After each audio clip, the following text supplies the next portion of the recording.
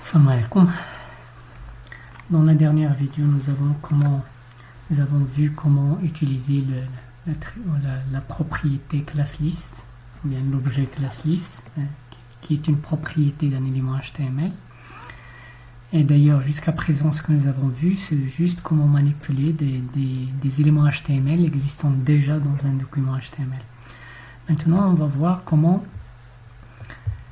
ajouter de nouveaux éléments à un document existant. C'est-à-dire, on va créer, JavaScript va nous permettre de créer des éléments. Comment faire? Donc, il faut d'abord créer l'élément, créer les sous-éléments, ajouter les sous-éléments à l'élément parent, et finalement ajouter l'élément parent au document HTML. Donc ici par exemple, on va créer en utilisant un createElement. Pour créer un texte, il suffit d'utiliser createTextMode.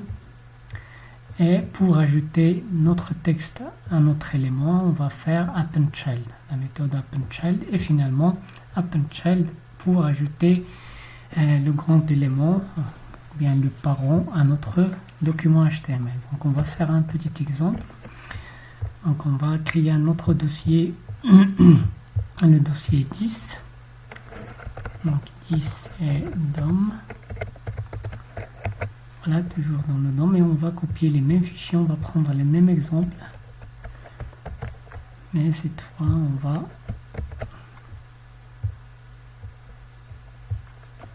voilà.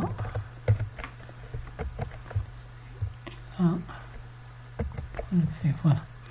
Donc dans ce index là, je vais enlever ces éléments là. Donc c'est fastidieux d'aller créer ces éléments là un après l'autre.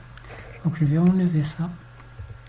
Donc je vais laisser JavaScript créer ces éléments. Donc ce container là va rester container. Donc notre élément cible c'est ce container. À ce container là, on va ajouter des éléments bien sûr en utilisant le JavaScript. Donc je vais enlever tout ça. Et on va commencer par un const. Donc là, root, on va appeler ça notre root, soit un get query selector. Donc query selector on.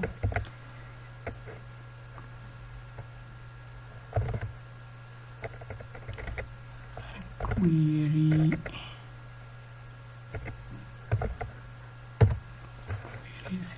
pardon, c'est document d'abord. Document.query selector. Mais c'est pas selector all, on va utiliser juste un query selector.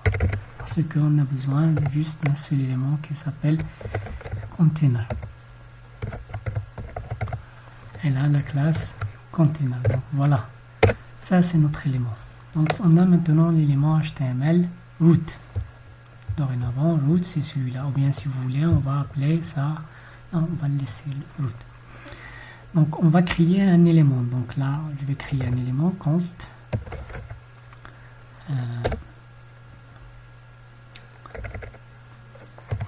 Const, je vais l'appeler E. Un élément reçoit document.createElement. On create.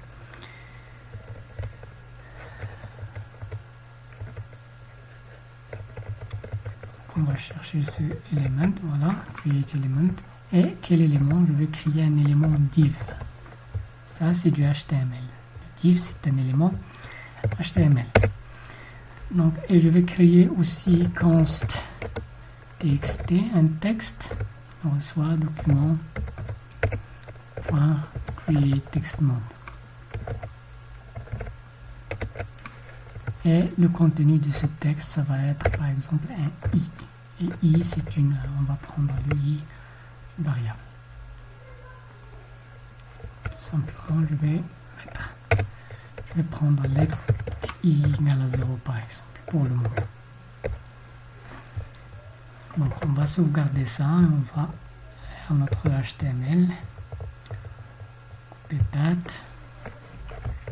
Et voilà, on va vers notre HTML. Je vais faire ça. Et voilà, maintenant il ne contient rien. Juste une petite erreur, je ne sais pas d'où vient. Query selector A. Donc voilà, je vais enlever ce A là. Je sauvegarde. Je reviens vers mon navigateur. Et voilà, là c'est bon. Donc on va modifier aussi ce class list là. Donc là on va, le titre ça va être, ce n'est plus class list, mais c'est AppleChild. On met ça AppleChild parce que c'est and create element. Voilà.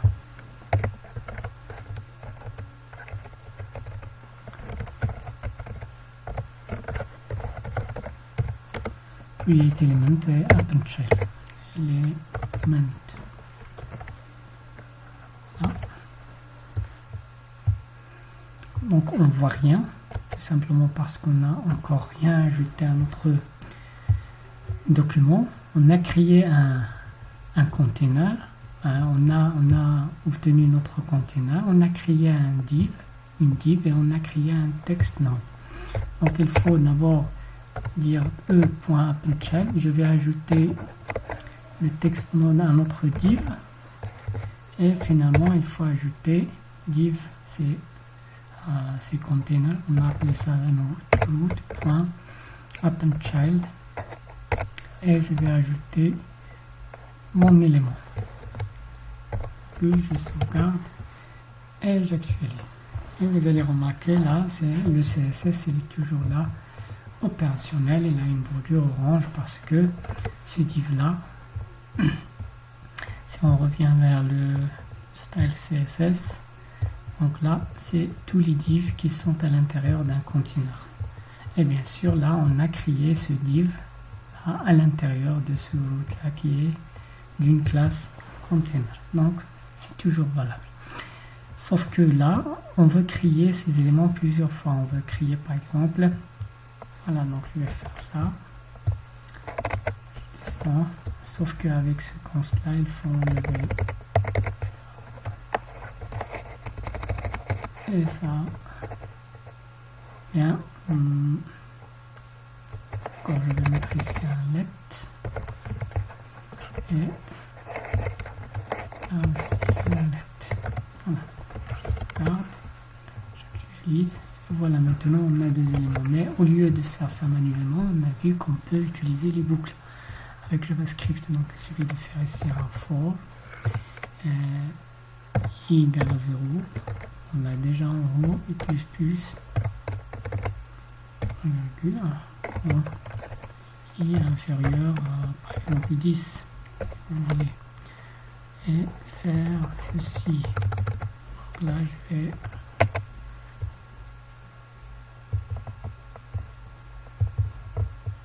ça, fixer, je vais mettre ça ici.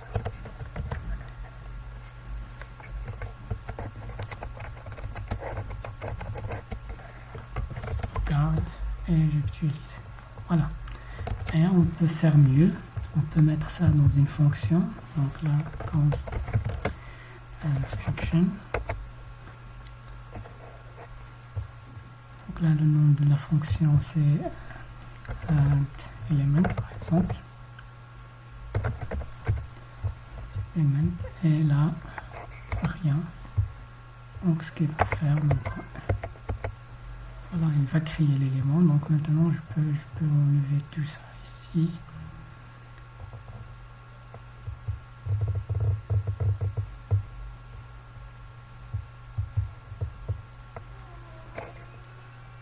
Donc on enlève tout ça.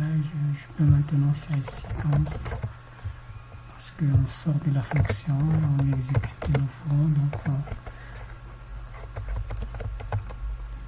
voilà, donc là on a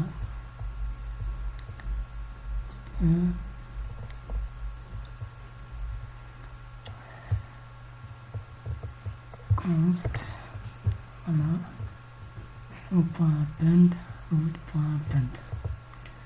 Là, un element void variable declaration expected. Donc là, pas de const, tout simplement. Voilà, j'ai créé une fonction. Donc il suffit de l'appeler parce que là, on n'a pas appelé la fonction, donc on n'aura rien. Donc là, je vais maintenant, puisque j'ai déclaré la fonction, je peux maintenant faire ce for là. For let i égale à 0. point virgule est inférieur à 20, point virgule est plus. Donc là, je vais appeler tout simplement la fonction. Donc là, add function. Add element. Voilà, j'ajoute l'élément. Et bien sûr, il faut enlever cette déclaration ici, sinon on aura un problème. Et je teste. Donc, is not defined. Alors voilà, ce i là maintenant il est là, mais lorsqu'on essaye d'exécuter la fonction, le i est inconnu ici. Voilà, donc il faut déclarer le i global. Donc là, je vais mettre le i ici. Let i égale 0, tout simplement, par virgule, je sauvegarde et j'actualise. Voilà, 0, 1, 2, 3 jusqu'à 19. Donc si on veut, par exemple, donc dans le CSS ici, on va réduire la taille de ce container là. Donc là, je vais faire un width. Par exemple, on a 40, donc si je veux par exemple 4 éléments, c'est 160 plus les bordures, donc je vais faire un 180 pixels, on va tester ça, width 180, et j'actualise, et voilà, on a ce problème là, donc il suffit d'ajouter la propriété de flex wrap, et faire un wrap. Voilà, je sauvegarde, j'actualise, voilà. Mais on peut toujours faire mieux. Par exemple, une page contenant des cartes. Donc on va enlever ce width. On va augmenter la taille de la carte. Donc il va être en width 100 pixels par exemple. Et en height par exemple 140 pixels. Par carte. Donc là, je vais enlever ça.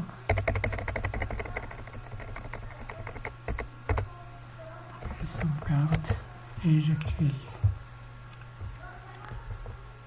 Voilà, donc on va ajouter aussi un margin. Donc pour chaque div, je vais utiliser un margin, comme ça on n'aura pas margin, par exemple 20 pixels.